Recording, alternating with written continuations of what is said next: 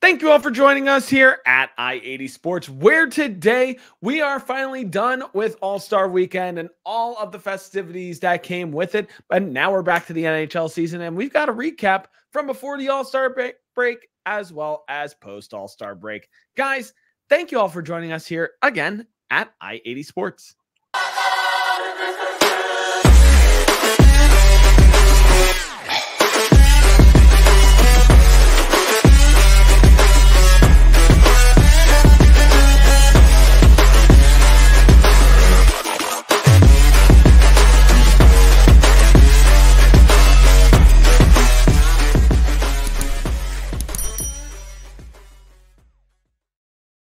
Thank you all for joining us here at I-80 Sports. Make sure that you subscribe down below, youtube.com/I-80 Sports, where we've been quite active on our YouTube page and podcast locations where you can stream any of our podcasts, whether you go to Spotify, Apple Music, wherever you can stream, all from there. The MLS team has been quite busy lately, really ramping up on the MLS season. So you want to check out their content if you're a big European football fan. So make sure you check out their content. And hey, check out our content. Check out our NHL page. Check out the past previous weeks on all of our thoughts and headlines. And hit up the comment section down below and let us know what you guys think of all the headlines we'll be talking about today and reflections coming into the first full week back from All-Star Weekend. Don't want to miss it. Hit up the comment section down below. Drop a like if you like our content as well. And if you're still on X, make sure you follow us down below at I-80_SportsNHL. And if you follow us already, thank you guys so much because we greatly value all of your support. I'm Brian. He's Tom. Tom, how are you doing today? Doing well. And here we are. What a week we've had over the past week with all the news that's come out. It's been a wild week. We've been pretty quiet as of late, a little thing here, little thing there, but this is all some major stuff that we're going to be talking about today.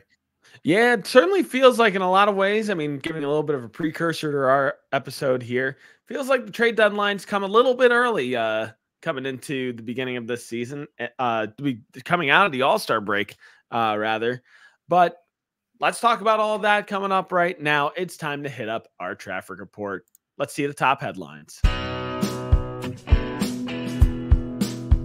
The I-80 Sports Traffic Report, where you can find all your news and notes from the week. So we've got quite a bit to talk about here. And actually for the second episode in a row, we're going to be skipping the injury report just because there's going to be a lot that we need to talk about in the top headlines. If you want to hit up the injury report in the NHL, I've got a few spots that I would highly recommend. Covers.com does a really good and concise job of covering all of the injuries around the NHL. Hit up their website. They do a good job if you're curious as to who's in, who's out, who's questionable, who's probable, and who is hitting up the injury reserve list or long-term injury reserve list. Covers.com. Check them out. They do a really good job. And if you're a little bit more savvy to it, check out ESPN, even though they don't do as great a job, but they're still up to date like the rest of the news media outlets. I'm going to learn to speak at some point. I know I say that every episode, but I really mean it this time. All right. So we have quite a bit to talk about. It was All-Star Weekend, and Tom, I know you have your thoughts on All-Star Weekend. For me personally, I really watch All-Star Weekend like everybody else for the skills competition. And the skills competition was pretty fun this year. You had some chirping going on at Nikita Kucherov for his questionable performance in the festivities this year. But overall, I thought it was a fun time. The game itself, I actually didn't watch because to me, it's a boring format. And I know it's a boring format for some other people, and I'm not going to mince any words on that one. The All-Star game feels a little outdated. So the NHL, in their infinite wisdom, has listened to the fans and has listened to the NHL players, because over the course of the next 2 years, we will not be having an All-Star game. No, instead, Tom, you are getting what you want, my guy. So in 2025, we are going to have a global tournament during that All-Star break instead of an All-Star game. We will see 4 national teams, Team USA, Team Canada, Team Sweden, and Team Finland all compete to see who is the best of the 4 countries, which Exciting, really exciting to see. And then the following year, even more exciting, we are getting NHL participation at the Olympics again. So exciting to see. I'm hyped as hell to see this. Me personally, I mean, me being American, I gotta think that over these next 2 years, America is a heavily favorite team over these next 2 tournament years, whether it's the global tournament next year in 2025 or the Winter Olympics in 2026.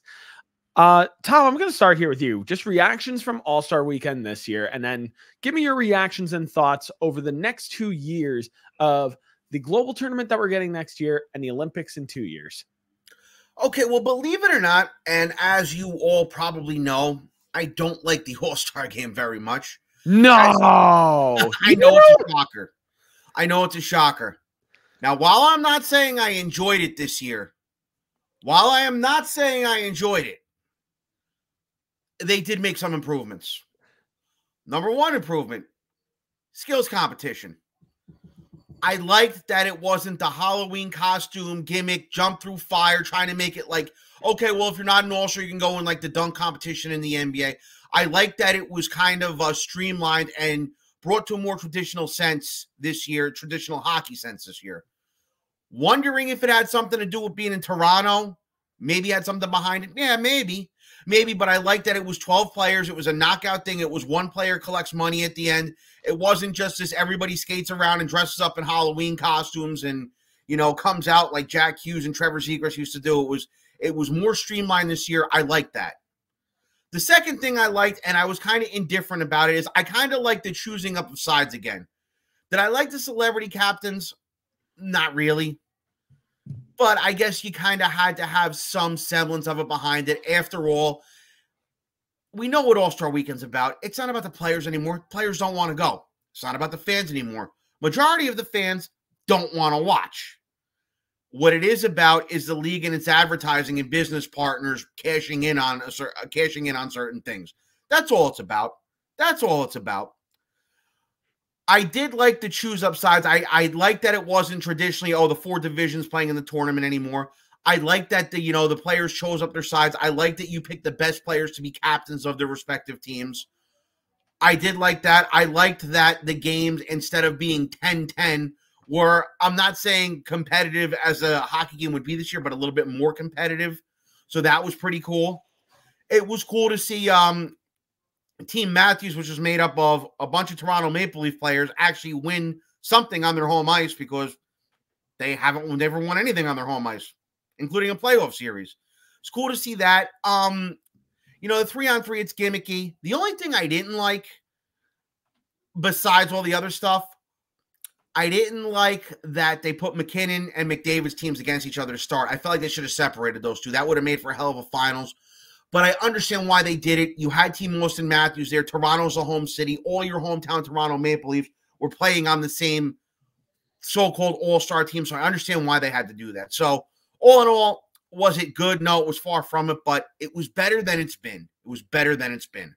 Yeah, to jump in on that point real quick before I let you talk about the global tournament and the Winter Olympics in 2026, staying on the topic of the 2024 All-Star Game, the only thing that really rubbed me the wrong way as like a Devils fan is hearing through the grapevine that Jack Hughes was pretty much strong-armed into actually participating over the first 2 days of All-Star Weekend, participating in the All-Star draft format, having to be present during the skills competition. Because from what I've heard through the grapevine from a few different sources is that Jack Hughes really just wanted to be in New Jersey to continue his rehab, get ready for the remainder of the NHL season ahead. It's Thursday right now, Thursday, February 8th. Jack Hughes is making his return to the lineup for the New Jersey Devils tonight.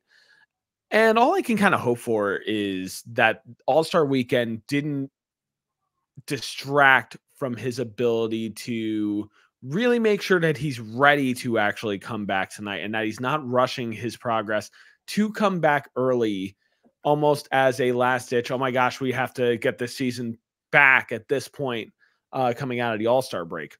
So that kind of rubbed me the wrong way a little bit, but overall, I got to agree with Tom here. The overall format was less gimmicky this year. It felt like a true blue skills competition. The only thing that was another thing that rubbed me the wrong way, we all knew Connor McDavid was likely going to win this tournament. Like, he was likely going to win the skills competition, likely going to win the money. The dude's one of the highest paid players in the NHL, if not the highest paid player in the NHL. Does he really need another million?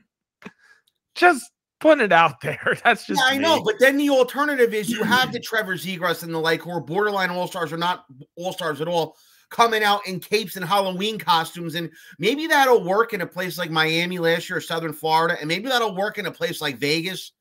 That's not going to fly in Toronto. Oh, I know. And I mean, we already saw, I mean, they saw a dogging effort from Nikita Kucherov, and they let him hear that. They let Nikita Kucherov hear it for sure.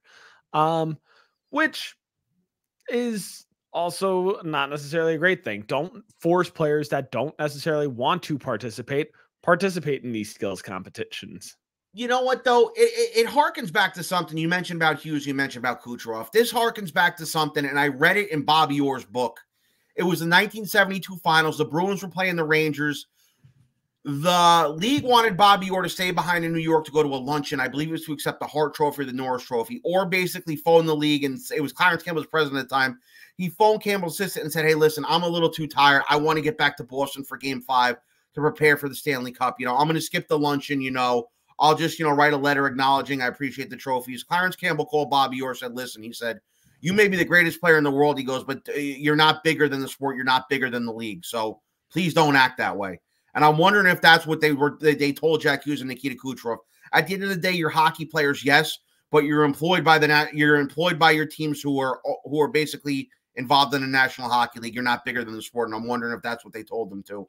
I think there's a lot of validity to that, and I think there's a lot to that sentiment as well. I mean, the NHL in a lot of ways that has changed. There are some sentiments that have not changed over decades and decades and decades. So I wouldn't doubt that is probably something that happened with Jack Hughes. They probably looked at just like, look, it's a good storyline. You're drafting with your brother, your co-captains. Just come in, show your face, flash a smile, say, let's go, baby. And, do your thing, draft Jesper Bratt because that's going to be a cool little moment at the draft too. And, then we'll let you go, when we feel like we don't need you anymore. Just, I don't know, just something that rubs me the wrong way thinking as a fan and, thinking about how Jack Hughes is getting ready to come back, is coming back tonight, and just hoping that it doesn't hinder that development and just hope that it doesn't hinder his ability to focus on the remainder of the season coming up. That's just my 2 cents. Tom, I'm going to let you continue on here and your thoughts on the global tournament in 2025 and the Winter Olympics in 2026. Sorry to cut you off before. No, not a problem at all. 4 nations had been rumored for a while. They did initially want to do a World Cup this year. With what's going on with Russia and other things happening, they couldn't make it happen. It was moved to next year. They said it was just going to be a 4 nations. They said, like you had said, the aforementioned countries, USA, Canada, Sweden, and Finland, they said we're going to participate.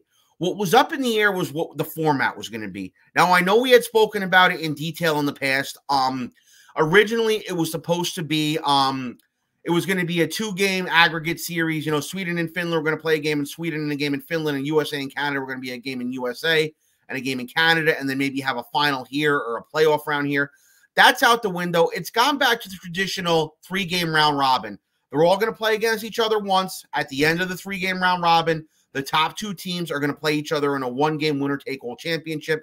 They're going to use the international point system where you get 3 points for a regulation win, 2 points for an overtime or shootout win, 1 point for the regulation tie. This is something I think that the league is going to adopt at some point over the next couple of years. Probably something they should do already.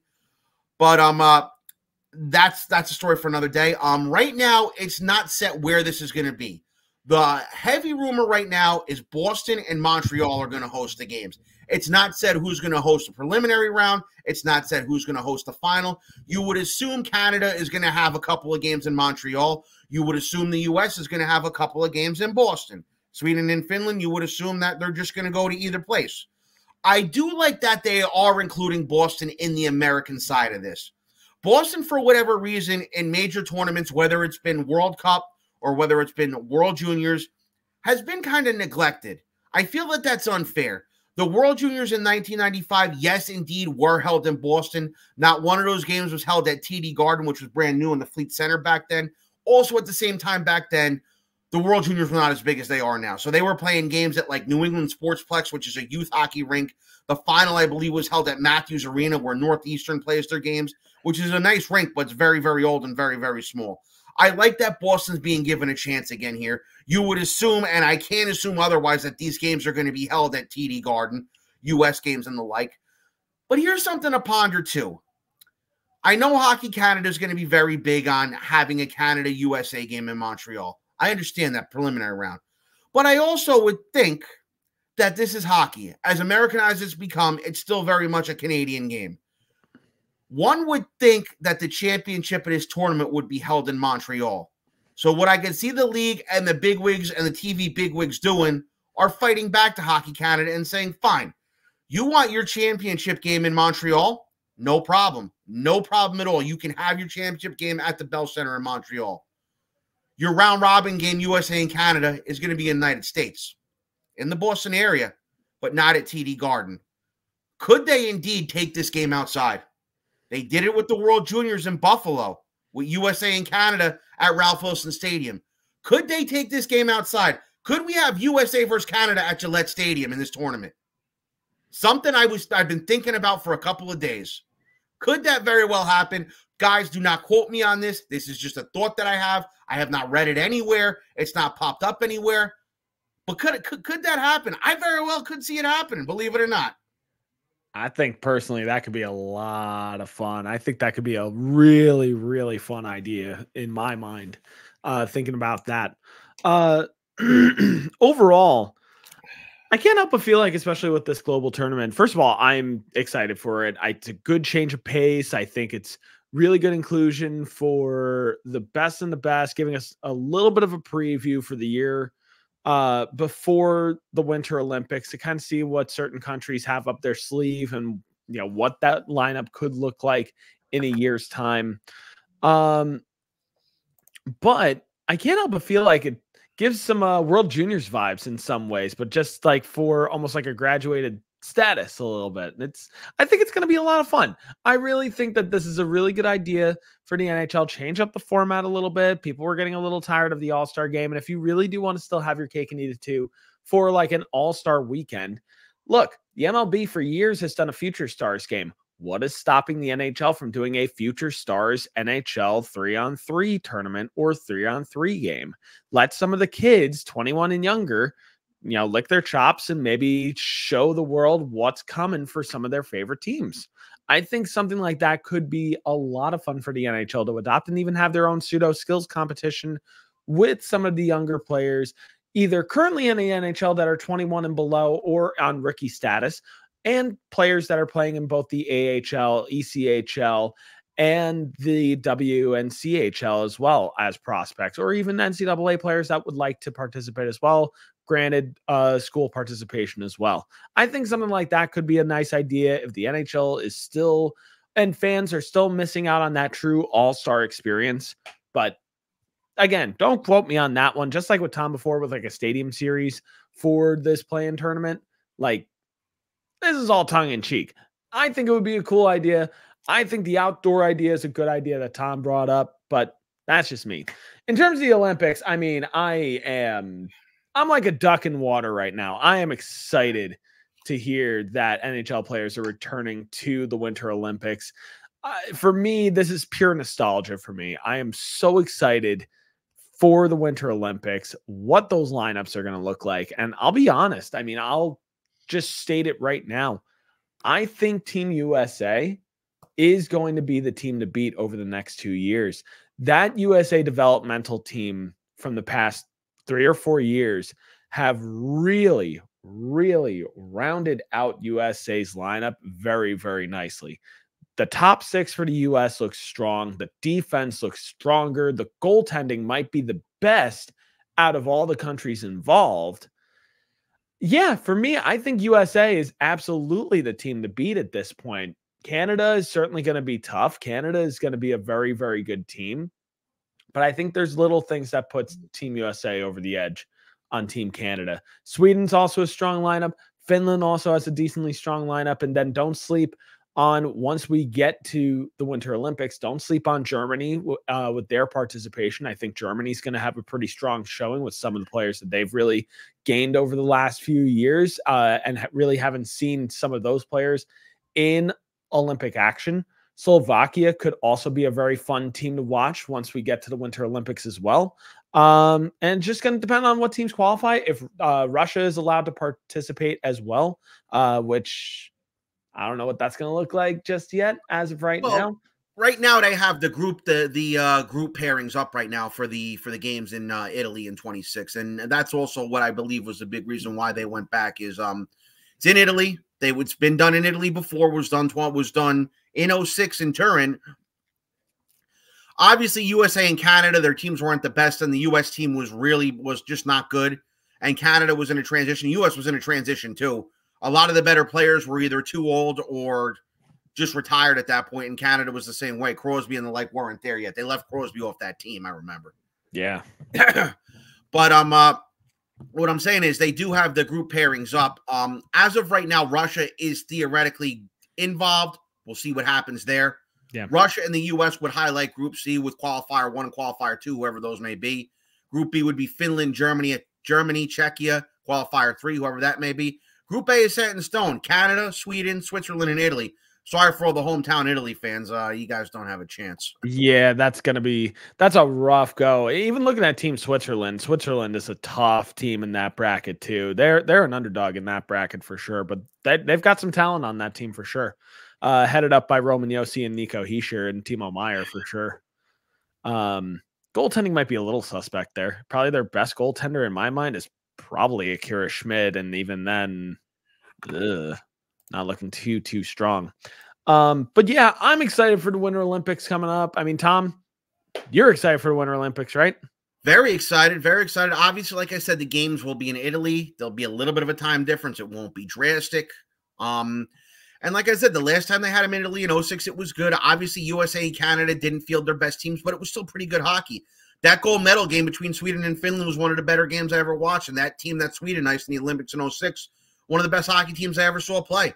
So I'm excited for it. It's in Milan. It should be a good time. And the game should be on at a decent hour. You know, it's only about a 6-hour difference between Italy and us. So shouldn't be terrible. Yeah, I'll be old. I'll be a little older at that point. I'll be in my mid-30s officially at that point, and I'm still gonna stay up for sure or get up early to watch those. It's more going to be waking up than staying up. If the game is at 1 p.m. in Italy, it'll be on at 7 a.m. over here. It's true. Almost like watching the soccer games in Europe. It's only a 5-6 hour difference. It's not like 98, and I don't know if you remember 98 when the games were on at 3 o'clock in the morning because of the time difference with Japan. Yeah, that was still a little bit beyond me, unfortunately, at that point. We're going to move on from here. We've talked quite a bit about All-Star Weekend and the Winter Olympics and the Global Play-In Tournament next year. Hit us up in the comments section down below with what you guys think about All-Star Weekend as well as the Winter Olympics coming back for NHL players. Hit up the conversation down below. Moving on right along to a few trades that actually happened in the NHL during All-Star Weekend, ironically enough. The first chip has fallen in Calgary, and not the real first chip. The real first chip was Nikita Zadarov for the Calgary Flames a little while ago, trading to the Vancouver Canucks. And, well, what do you know? It's another trade to the Vancouver Canucks in this case. So let's unpack this.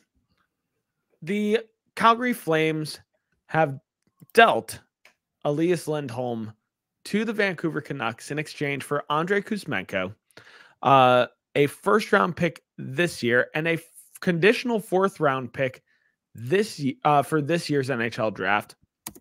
And they also get 2 defensive prospects as well. This is quite a package that Calgary is getting here.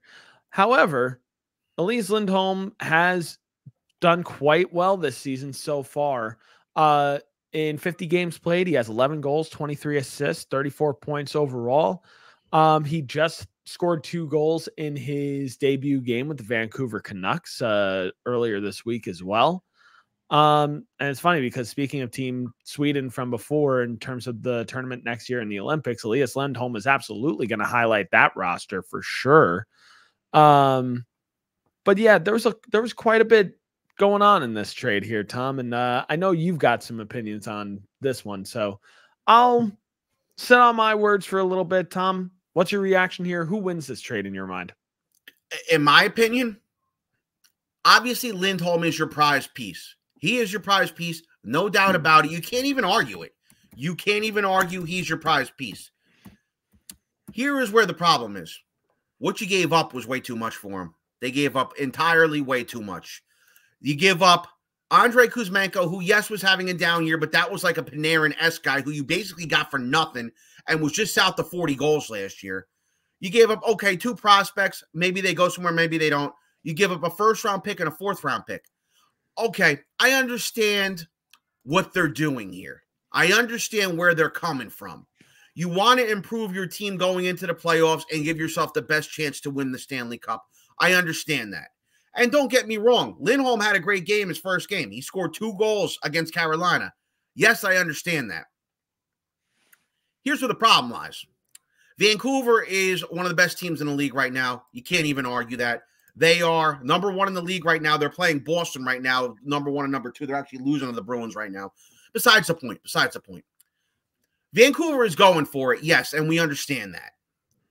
Here's the thing with Vancouver. Number 1, like I said, you gave up way too much for a guy who may only pan out to be a rental. Number 2, the Vancouver Canucks haven't made the playoffs in 4 years. 4 years.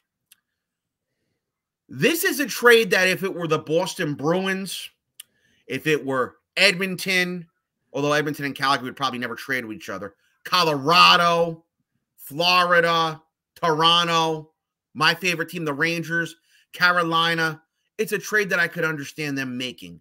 Those are teams that have all sniffed it and have been there before and are trying to get back there again. It's been 4 years since Vancouver's been there, number 1. Number 2, you have 6 elite teams out west right now, including Vancouver. You have Vancouver, Vegas, Edmonton, Colorado, Dallas, Winnipeg. So you have 6 of those teams out there. At the end of the first round, 2 of those teams are going home. 2 of those teams are going home. Right now, Vancouver, yes, best team in the league. Haven't made the playoffs in 4 years. You're in a division right now where you're going to, even if you win that first round series, you're staring at potentially either Edmonton, who, believe it or not, has more playoff experience than Vancouver. I know that's hard to believe saying Edmonton's got more playoff experience than somebody, but they do. Or Vegas, who won the Stanley Cup last year. I don't understand it from Vancouver's perspective. And the other problem with Vancouver is this. Yes, he's a rental, number 1. Number 2 of your Vancouver is this. You have Elias Pettersson right now on an expiring contract who has given no guarantees that he wants to return to Vancouver next year. So you have that as well.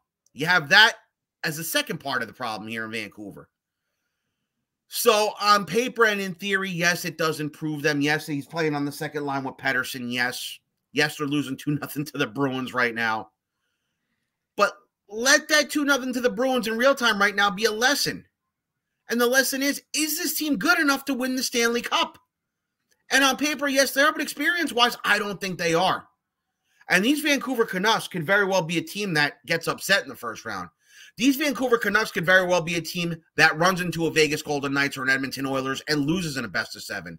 This could be a team that runs into a deep team like the Dallas Stars in the Western Conference Final and doesn't win it.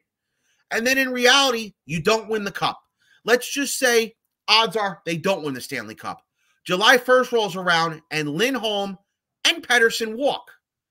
On top of that, you just traded yourself away a first-round draft pick, 2 prospects, and a guy who scored just under 40 goals for you last year.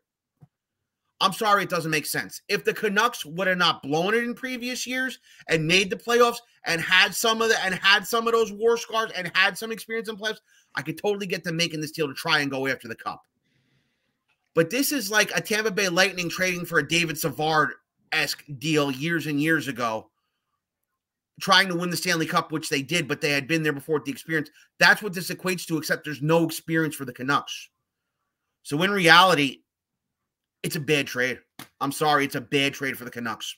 It is. It is, especially with no experience and the uncertainty of Lindholm and Pettersson coming into the summertime. I mean, I can't fault high risk, high reward. I mean, this is an admission from Vancouver's front office saying we're going for it this year. We are confident in our team. We're confident that we have one of the best teams in the Western Conference.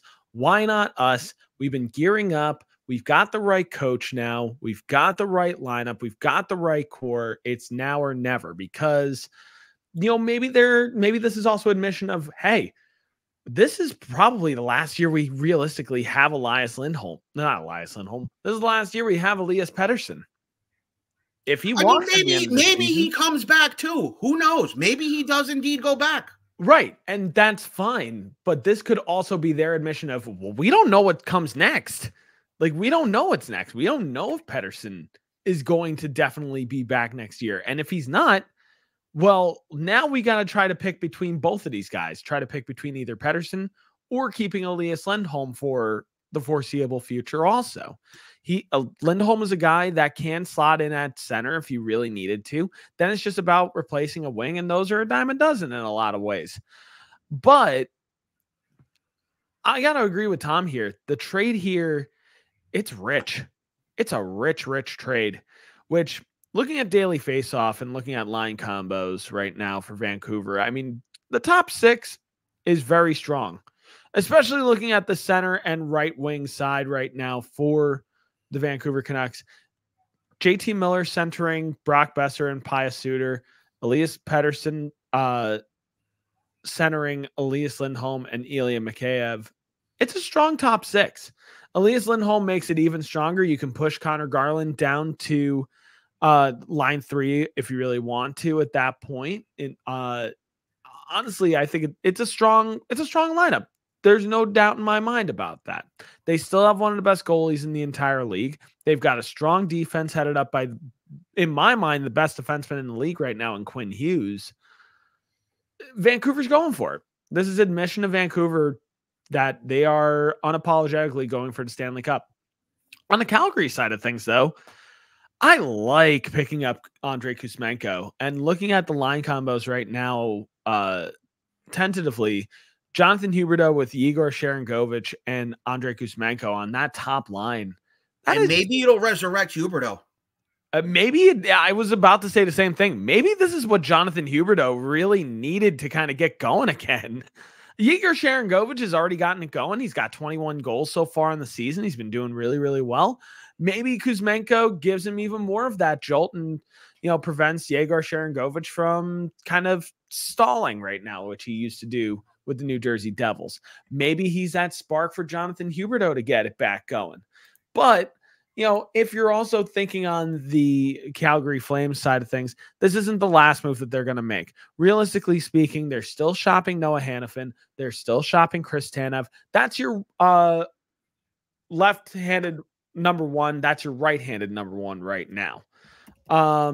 And they're also apparently still shopping Jacob Markstrom. That doesn't hurt as much because they've got Dustin Wolf waiting in the wings with Daniel Vladar backing him up, and he's a more than capable backup as well. He can even take starting duties from Jacob Markstrom if he does get dealt at the deadline here. Calgary's not done, and I really like this trade for Calgary overall. Picking up a first-round pick is huge. Picking up a conditional fourth that could, get to be a higher draft pick as well is also huge. I'm actually not sure on the conditions of that fourth-round pick. I'm literally just looking through the details right now to see if there's anything, and it does not seem like, at least from my source, that it's currently listed.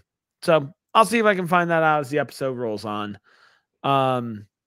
But yeah, picking up a first-round pick here, I think it's a really, really nice pickup here for Calgary. Picking up Kuzmenko is huge too. I say Calgary gets the victory here unless Vancouver somehow finds a way to win the Stanley Cup this year, which They're unproven. We're going to have to see what happens. And I think there are teams in the West right now that can knock them off their block if they're not careful, in my mind at least. Moving right along on another trade that went down as well because, well, I think Tom at first was upset about this deal, but then probably looked at the details and said, you know what?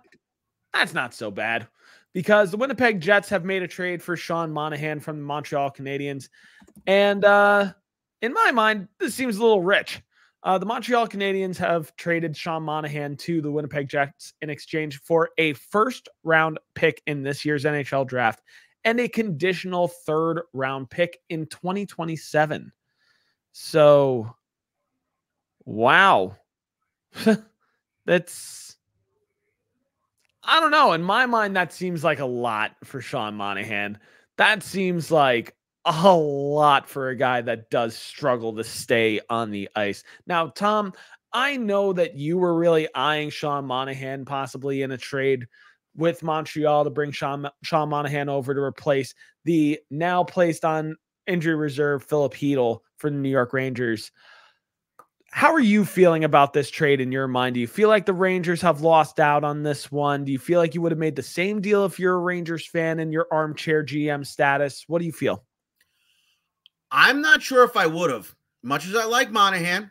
And Monahan right now is probably your best for value player in the NHL with that cap hit. He probably is.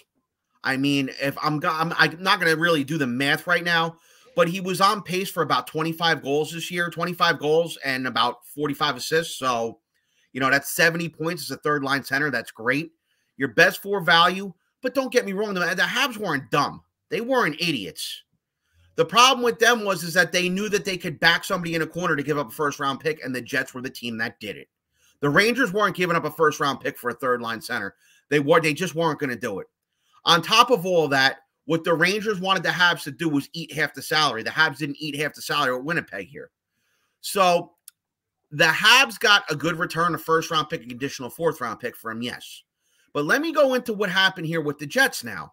Now, the Jets made the deal. Yes, I understand the Jets are having a good season, and they are.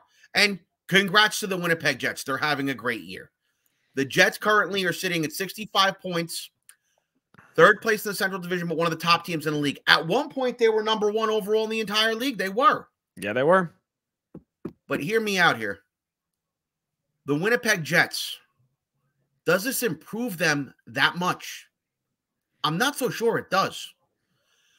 The Rangers needed a third-line center. The Rangers, I still will say, and it's not me wearing my fan hat, are probably still a cup contender. What did I mention before about the West, about 6 elite teams in the West, right? You ranked at 6, and I'd say your top 4 are probably Colorado, Dallas, Vegas, and Edmonton. So your bottom 2 teams right now are Winnipeg and Vancouver. 2 teams who literally just broke the bank to make trades to potentially go home in the first round. And I think out of those 2 teams, Winnipeg and Vancouver, Winnipeg might be in more trouble than the Canucks. And let me explain to you why. Right now, Winnipeg is sitting in 3rd place. They have 2 games in hand on Colorado and Dallas. If they climb up and win the division, they might have a decent shot at winning a round. But if they don't, do these Jets have what it takes to beat a deep team like the Dallas Stars? I don't think so.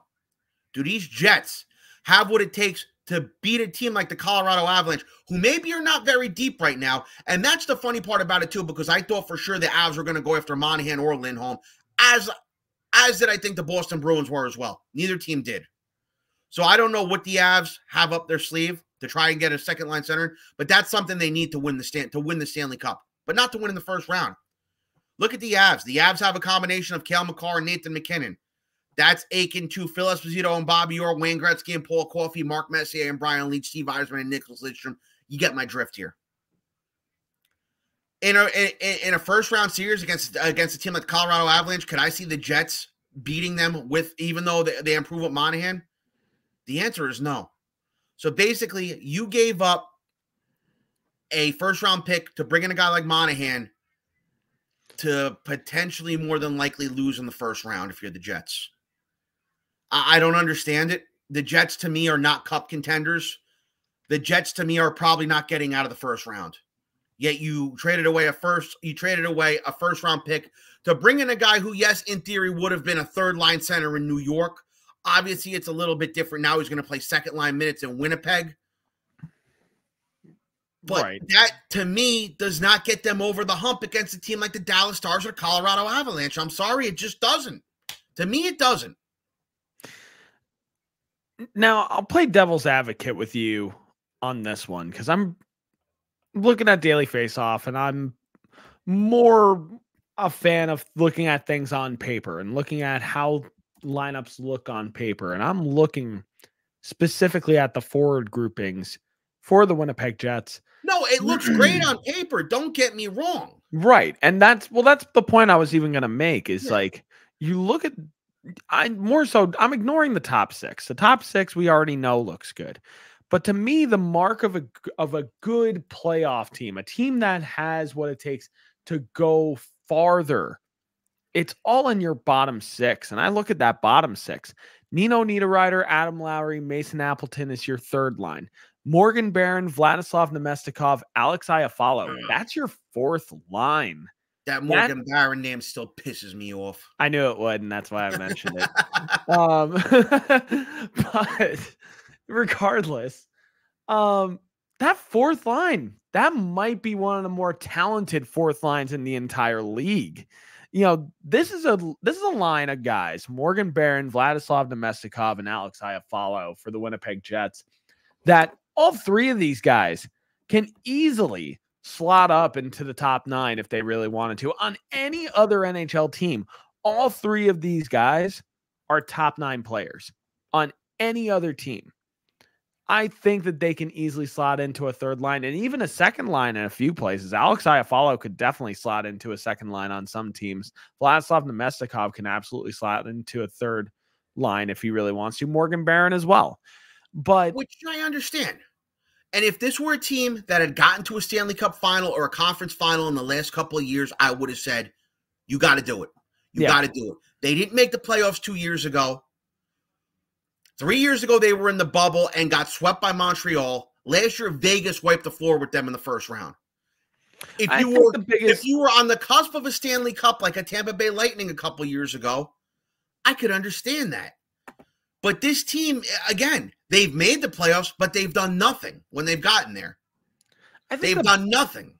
The biggest thing, though, in my mind, that really kind of changed and like jolted the culture, I think, in Winnipeg was the coaching change. I think that really, really was that big first step forward to them. Hiring Bowness for them, I think, has really helped change that culture in Winnipeg. And the whole reason why they doubled down on re-signing Connor Hellebuck in the offseason and doubling down on Mark Scheifele as well in the offseason, it's paid off for them. It's really, really paid off for them. And the biggest payoff for them and what has really helped them was the Pierre-Luc Dubois trade and picking up Gabriel Velarde in that deal. And I think he's been a real difference maker in that top 6 and a big reason why Winnipeg has done so well. And now you add Sean Monahan to a second line that already has Cole Perfetti and Nikolai Ehlers. I'm going to be keeping a close eye on Winnipeg. I don't think Winnipeg, if you're asking me which team is better right now on paper, Winnipeg or Vancouver after these trades, I might say Winnipeg. Winnipeg, I think, is a tougher team on paper to stand up against. The only place that I see Vancouver being better is defense. That is the only place for the Winnipeg Jets that I look at. I'm just like, it's not a bad defense. It's just a defense. The sexiest name you have on that defense is Josh Morrissey, who was very good last year and also having a decent year this year. But you look at the rest of the depth on defense, it's not as good as Vancouver's. Vancouver, I think, has the better defense. But forward groups, Winnipeg has the win in my mind. Goaltending is probably a push, but I think I would give, based on track record, I'd give it to Winnipeg. Well aware, but in terms of positioning right now, Vancouver is going to get a wild card team in the first round if they keep their pace. Right now, even though Winnipeg's got the 2 games in hand on Dallas and Colorado, I'm leaning more towards the Jets having to see a Dallas Stars or a Colorado Avalanche in the first round, which could spell a lot of trouble for them. Like Could I had spell a said. lot of trouble if Colorado keeps up their pace of play, and could also be dangerous if they have to see Dallas in that first round too. Both teams that are very playoff proven at this point. But it's why we play the games. In my mind, thinking about the Sean Monahan trade, if you're the Winnipeg Jets, I think it stings giving up a first round pick in this deal, especially on such a. And honestly, the only reason why you give up a first round pick at all in this trade is desperation to pick up a center and how friendly that contract actually is. I mean, it's such a friendly contract. But I think a first round pick and a third round pick, I think you could have gotten the deal done with just a first round pick, or if you were going to combine picks, do a second round pick, a conditional second round pick, and a third round pick. Make the second round conditional pick be that if the Winnipeg Jets reach the Western Conference Final, it becomes an unprotected first round pick at that point. You could do that, and I think that would be okay. But I don't know. It's a little rich for my blood. Winnipeg definitely looks better on paper for it. So, you know what? This is why they make the big bucks and I don't. Moving right along here, we did have a firing as well during All-Star weekend. The Los Angeles Kings, seeing that their season is not going quite the way that they want to, have fired head coach Todd McClellan. And Tom, do you think this was long overdue, or do you think that they waited too long to make this move? I think it's a desperate move right now. It maybe should have happened a little earlier. Not a lot earlier, maybe a month ago or so, something like that. What LA has going for them right now is this. Unfortunately, right now, on one part with LA, it's right now the Pacific is starting to pull away. Vancouver, despite my criticism of them, is still having a really good regular season, and they have the marks of a really good regular season team. Vegas is Vegas. They started out hot, hit a lull. They're playing decent hockey right now. They are. They're playing decent hockey, 7-2-1 in the last 10. And, Edmonton, we all know what Edmonton's doing. Yeah. But what they have going for them is this, is that in terms of the wild card, you don't have much competition down there. So they might still, a coach firing might still help them make the playoffs. It might light a fire under them to get themselves into the playoffs. But then, obviously, you have to see a team like the aforementioned Vancouver Canucks or a Colorado Avalanche or Dallas Stars. But they might want to match up against a Vancouver with their experience. But at the same time, I think this is a last gasp effort by the Kings to salvage this season. I've been saying it before, and I'll say it again, that maybe sooner rather than later, the Kings need to start looking to maybe start tearing it down. Maybe it's time to say goodbye to Kopitar and Doughty and see what you can get for both of those guys, and maybe start doing a hard rebuild there. I never liked that Dubois deal. It never made sense for me in LA. And I think LA, the past couple of years, despite making the playoffs, I think the brain trust in LA is thinking that team is much more ahead of where they really are. Yeah, I'll even still advocate. I'm pretty sure I said it when the trade actually went down. I didn't understand the trade for LA there. I mean, they already had such a strong center depth that picking up Pierre-Luc Dubois just seemed extra. It just seemed like it's a move that didn't need to happen. And I'll keep saying the praises of Gabriel Velarde. That's the guy that you needed to build around in Los Angeles. I don't understand why they pivoted away from him so quickly. Probably deeper talks of what actually happened there. I don't know. But in my mind, this is a move that needed to happen. They've, over the last few weeks, have seen Edmonton pull ahead of them. They've seen Vegas widen the gap. They've seen Vancouver widen the gap in that Pacific division. Seattle is really on their ass right now, trying to gain that, fourth spot in the Pacific division right now.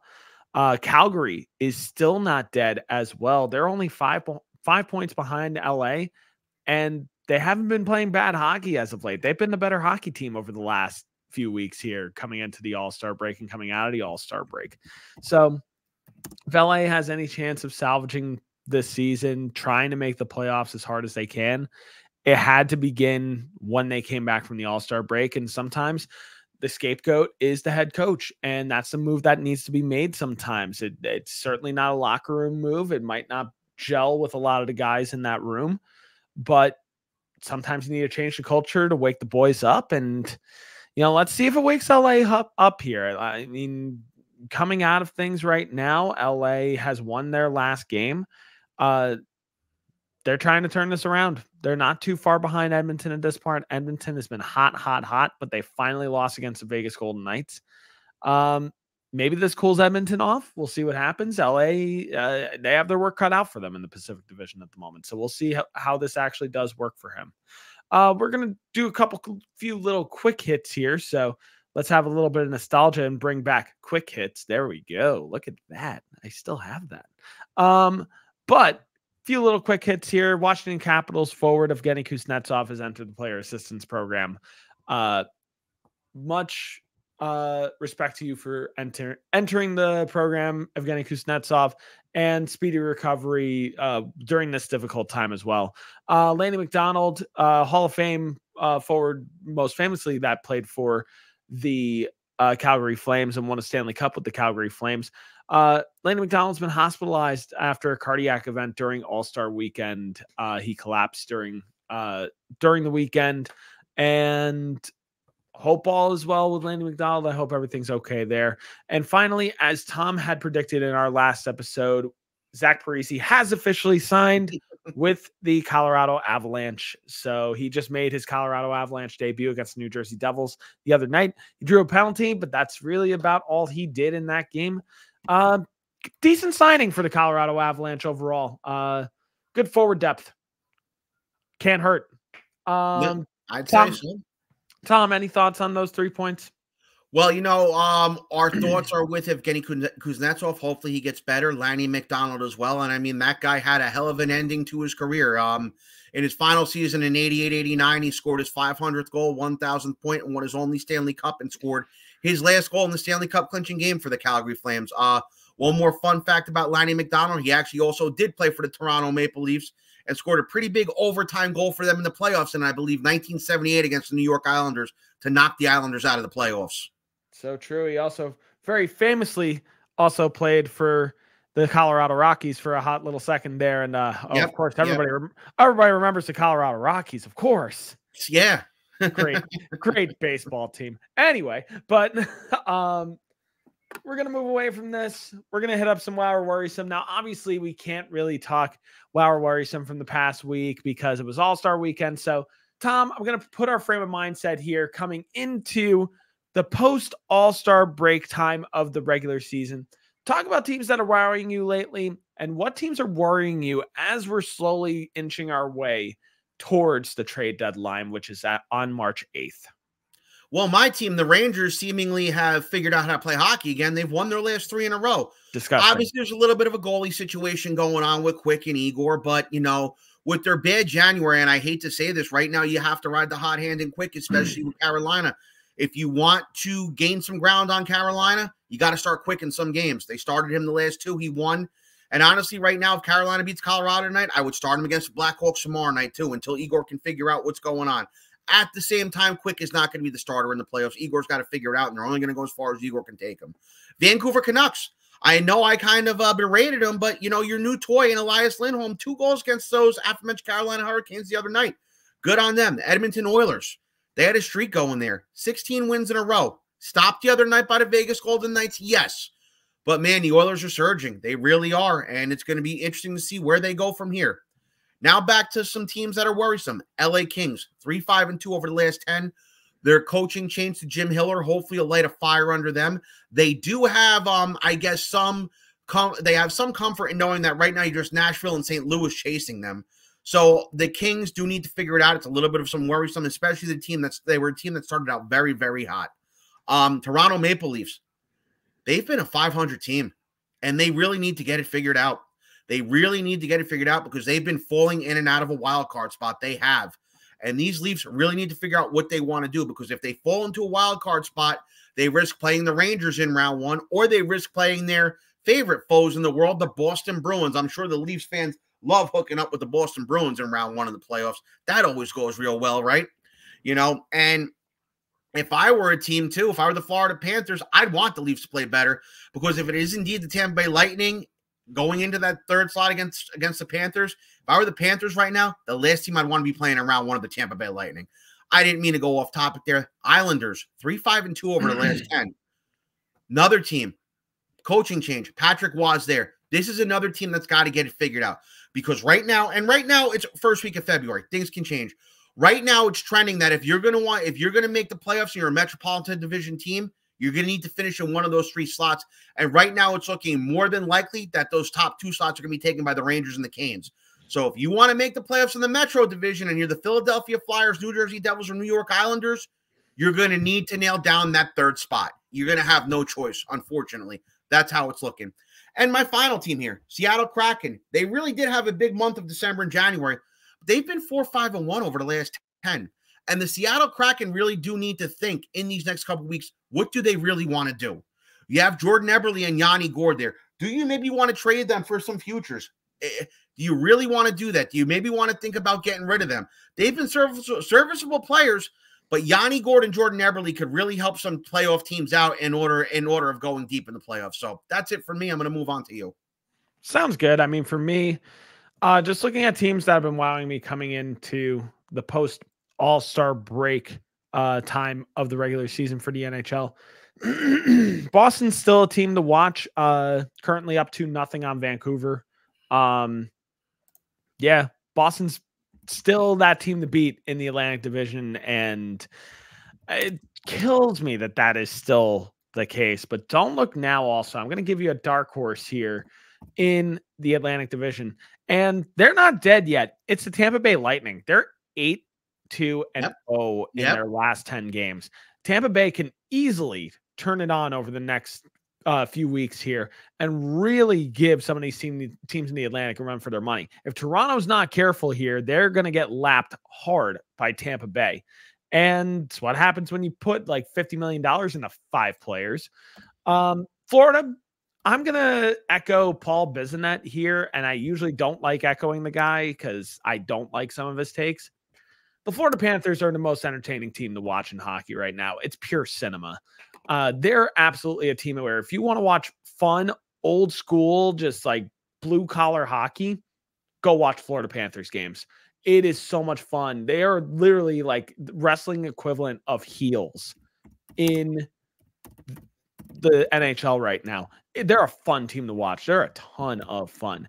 Another team that's not currently dead also is the Detroit Red Wings. I'll be really curious to see now that Patrick Kane is really starting to hit his stride with the Detroit Red Wings to see if maybe Detroit has some life in them coming into the trade deadline, or if they're going to have to cast off Patrick Kane to the highest bidder. Yes, I will agree. The New York Rangers are impressing me as well. They have been 6-3-1 in their last 10 games, and they've also won their last 3 games as well. Yeah, I would say that they figured out how to do that hockey again. Carolina Hurricanes are still near the top of the division as well. They're 6-3-1 also in their last 10 games, playing really decent hockey as well. Flyers aren't dead as well. They have 58 points in the division too. But if they're not careful, they have some teams behind them that could be looking to gun for them over the next few weeks. The Islanders, who is a team that's concerning me at the moment, especially because they're a team that's number 4 in the Metropolitan Division. But as you guys may know, I'm a fan of goal differential. They're a -22 goal differential right now.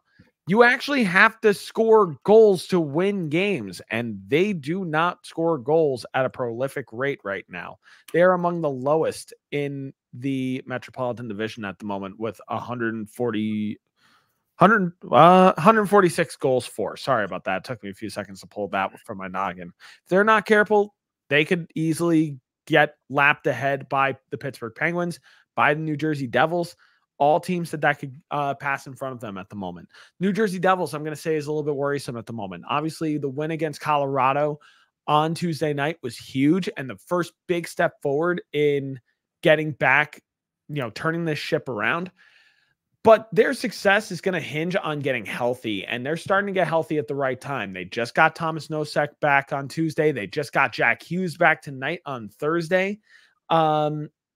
Yeah, I want to see what a healthy New Jersey Devils team can really do around the league, especially considering they've got some LTIR space now that they play Dougie Hamilton on LTIR.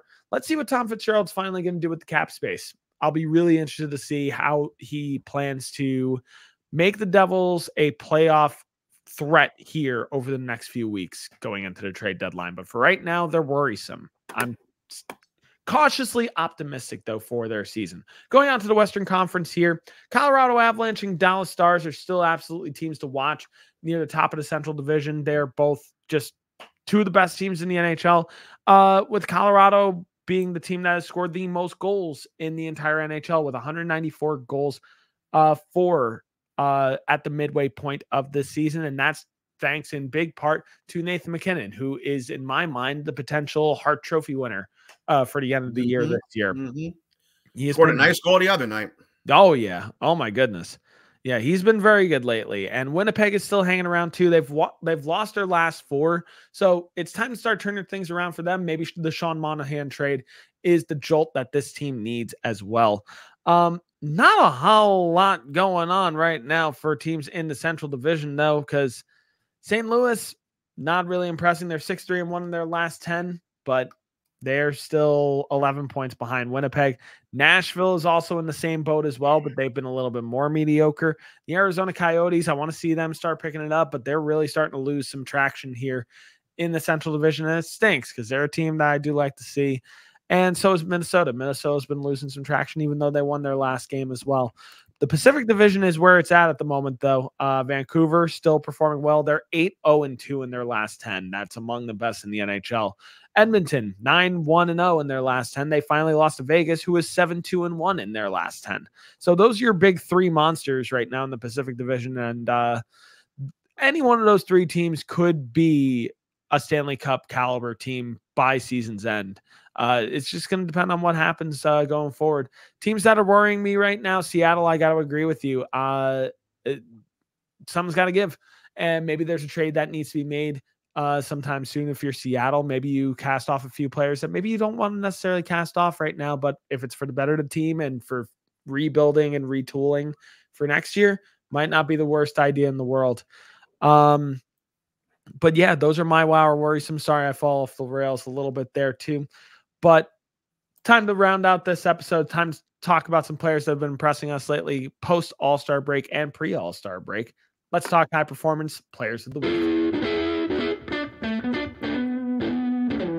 Your I-80 Sports high performance players of the week. All right, Tom, who do you want to mention as your players of the week?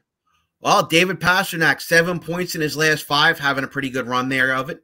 Nikita Kucherov, 11 points in his last 5, was leading the league in scoring for a time, even though he had a less than stellar All-Star game. Fans in Toronto, I know, love him. And homer alert here, but I got to do it. Jonathan Quick, winner of his last 3 in a row, and he's only given up 1 or 2 goals every game. I got to give it to Quickie. Yeah, he's creating quite a predicament here in New York with his performance and Igor's streaky performance. But I know Igor's going to figure it out. Igor's one of the best goalies in the NHL for a reason. He's just the Rangers should be very fortunate that they have a career renaissance occurring right now in Jonathan Quick, for sure. Players that I'm going to highlight for my players of the week. It's only been 3 games over the course of the last 2 weeks for most of these teams, but got some players doing some impressive things. Connor McDavid in 3 games has 8 points in that time, 4 goals and 4 assists. Leon Draisaitl, his power play line mate, in those same 3 games, a goal and 6 points, a goal and 6 assists for 7 points as well. Brock Besser in 2 games, 6 points, 3 goals, 3 assists in that time too. Nick Suzuki for the Montreal Canadiens. Not a whole lot to look forward to if you're a Montreal Canadiens fans, but he is one of those players to look forward to. 3 goals, 3 assists, 6 points in 3 games for them as well. And also talking about players that on other teams, you know, you got to be excited for something. So why not be excited for this? Pavel Buchnevich for the St. Louis Blues, just to dig the knife into Tom a little bit there. Yeah, that was understandable. Yeah, 5 points in 3 games for St. Louis, 3 goals, 2 assists in that time. And Yegor Sheinikov for the Columbus Blue Jackets, 5 points in his last 4 games, 3 goals, 2 assists in that time. So some little things to look forward to. Lastly, San Jose Sharks, because there has to be something to look forward for them too. William Eklund, one of their former top prospects, 5 assists in his last 3 games. So an otherwise dismal season. Maybe there's some things to look forward to if you're a San Jose Sharks fan for sure. But we're going to round out this episode with our question of the day. We're going to keep things simple here for our question of the day. Tom, in your mind, who's the team to beat coming out of the All-Star break? Well, right now we have a game occurring. It is the number 1 and number 2 team in the league, Vancouver Canucks and the Boston Bruins. And literally it looks like a reenactment of the 2011 Stanley Cup Finals on the Bruins home ice. The Bruins are just destroying the Canucks right now 4-0. So obviously the question marks are there with Charlie Coyle and Pavel Zacha. They're not really true number 1 centers. It's a 1A and a 1B situation. But right now I got to call it like I see it. The experience is there with these guys. And I got to go with the Boston Bruins. I could give an honorable mention to the Florida Panthers as well. They were there last year. They're pretty deep. And I can give another honorable mention to the Dallas Stars. Right now, the Rangers goalie situation is questionable. I hate Colorado's second line. Winnipeg, no experience. Vancouver, no experience. Edmonton, same old you know what. Vegas, who knows. Tampa Bay, doing the same thing as Edmonton. So I'm going with the Boston Bruins right now. Honorable mentions to Florida Panthers and the Dallas Stars.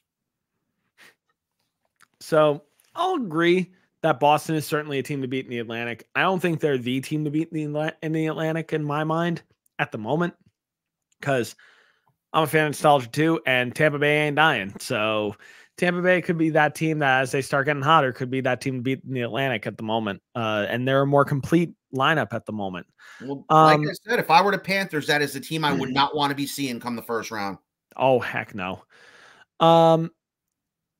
I'm going to hedge my bets on this one. And I know everybody's screaming at home, Edmonton, Edmonton, Edmonton. Yeah, they have been a scary team, but actually do it in April and May for once, and then I'll believe you. Same thing with Toronto. Do it in April and May, and then I'll believe you.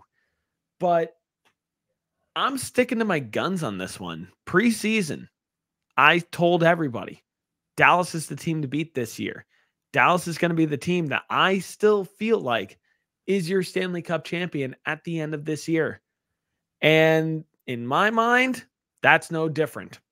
I do still believe in the Dallas Stars. In my mind, they're your team to beat coming out of the All-Star break. If you are looking at your schedule and you see Dallas Stars somewhere on your schedule coming up before April 8th, you're circling that date, waiting for that date, hoping that your favorite team has the opportunity to try to beat them. But here's a spoiler alert. Not a high percentage of that one. I think Dallas is going to be that team that I think we're all going to be talking about at the end of the season. Like, wow, they really turned it on towards the end. That's who I'm putting my money on. That's what I'm saying. But as usual, guys, what do you guys think? Do you agree? Do you disagree with our takes? Let us know down below. Join the conversation. And while you're there, drop a like if you like our content, and subscribe, hit the bell notification so that way you guys know when our content goes live. Check out the MLS content if you're a big American soccer fan or European football fan. MLS team has been working tirelessly on new content, so please give them some love and attention as well. And while you're also checking out the backlog of NHL stuff, check out all of our previous videos for our different takes and maybe even trash takes from the last few weeks. If you're on Twitter or X or whatever you want to call it these days, make sure you follow us down below at I80_SportsNHL. And if you follow us already, thank you guys so much, because we greatly value all of your support. But less talking, more watching. Let's check out some more NHL content. We'll be back with you guys next week. But until then, I'm Brian. He's Tom. This has been yet another episode of NHL on I80 Sports.